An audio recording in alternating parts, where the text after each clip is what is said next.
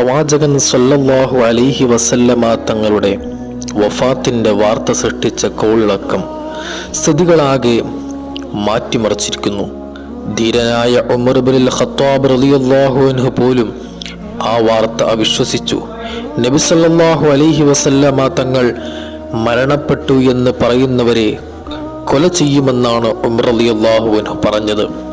നബി സല്ലല്ലാഹു അലൈഹി വസല്ലമയുടെ വഫാത്തിന് ശേഷം ചിലർ സകാത്ത് കൊടുക്കാൻ വിസമ്മതിച്ചു.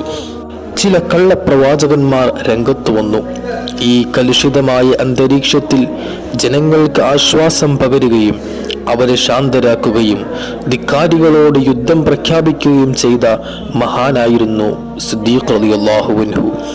പുണ്യപ്രവാചകൻ സല്ലല്ലാഹു അലൈഹി വസല്ലമ തങ്ങളുടെ വഫാത്തിന് ശേഷം ഖലീഫയായിട്ടും വെറും സാധാരണക്കാരനായിട്ട് ജീവിക്കാനാണ് മഹാനവറുകൾ ഇഷ്ടപ്പെട്ടിരുന്നത്.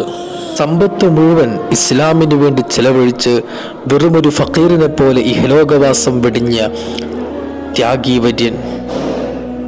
അങ്ങനെ പരിശുദ്ധമായ ഇസ്ലാമിന് വേണ്ടി ത്യാഗാർപ്പണമായ ജീവിതം നയിച്ച മഹാനായ സിദ്ദീഖ് റളിയല്ലാഹു അൻഹുവിന്റെ ജീവിതത്തിലേക്ക് ഒരു എത്തിനോട്ടം മാത്രമാണ് ഇതിലൂടെ നാം ഉദ്ദേശിക്കുന്നത്. ആദം നബി അലൈഹിസ്സലാം മുതൽ 1,00,000-ൽ പരം പ്രവാചകന്മാർ പരിശുദ്ധ ദീനിന്റെ സത്യസന്ദേശവുമായി ഈ ഭൂമുഖത്തേക്ക് വന്നു. പ്രപഞ്ചവും അതിലെ സർവ്വ വസ്തുക്കളും സൃഷ്ടിച്ച് പരിപാലിക്കുന്ന ഏക ഇലാഹായ അള്ളാഹുവിൽ വിശ്വസിക്കുകയും അവന്റെ കൽപ്പനകൾ അനുസരിക്കുകയും ചെയ്യുക, ബഹുദൈവ ആരാധനയും അനാശാസ്യ പ്രവർത്തനങ്ങളും ഉപേക്ഷിക്കുക.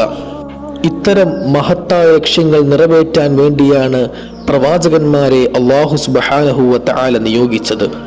ആ പ്രവാചകന്മാർ തങ്ങളെ അള്ളാഹു ഏൽപ്പിച്ച ദൗത്യം എല്ലാവിധ ത്യാഗങ്ങളും സഹിച്ച് ജനങ്ങളിലേക്ക് എത്തിച്ചു. ഒരു പ്രവാചകനെ അള്ളാഹു ഭൂമുഖത്തേക്ക് അയക്കുമ്പോൾ ഒരു വിഭാഗം ജനങ്ങൾ അവരിൽ വിശ്വസിക്കുകയും മറ്റൊരു വിഭാഗം സത്യത്തെ എതിരെ നിൽക്കുകയും ചെയ്യുന്നു. വിശുദ്ധ ഖുർആനിലും ചരിത്രരേഖകളിലും ഇത്തരം കാര്യങ്ങൾ മായാതെ പ്രതിഫലിച്ച് കിടക്കുന്നു.